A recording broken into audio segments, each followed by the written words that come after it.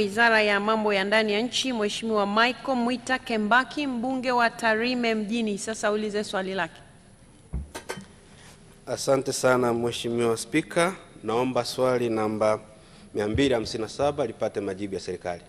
Mheshimiwa Naibu Waziri wa Mambo ya Ndani ya Nchi, Mheshimiwa Daniel Silobaran, majibu.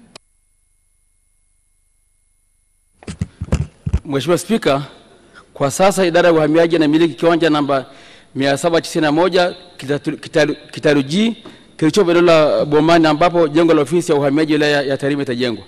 Ujenzi wa jengo hilo utaingizwa kwenye mpango wa kati ambao ni ndani ya miaka 3 hadi miaka 5 kuanzia sasa. Asante Mheshimiwa Spika.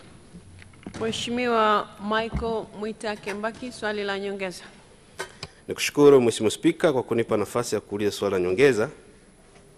Wilaya ya Tarime iko mpakani mwa Kenya na Tanzania, na wapo mwingiliano mkubwa sana kati ya watu wa Kenya na Tanzania, na inapelekea watu wengine wa Kenya kuja kujiandikisha na wakati mwingine kupiga kura katika upande wa Tanzania.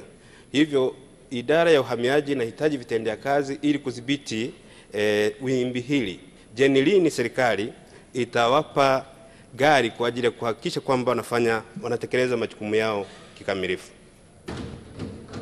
Mheshimiwa Naibu Waziri, majibu. Asante Mheshimiwa Spika, naomba kujibu swali la nyongeza la Mheshimiwa Michael Mwita Kembaki, mbunge wa Tarime mjini kama ifuatavyo.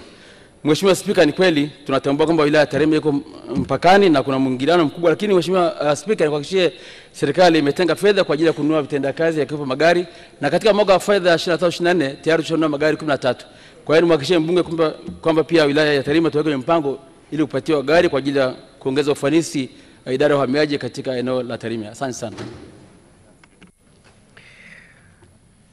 Mheshimiwa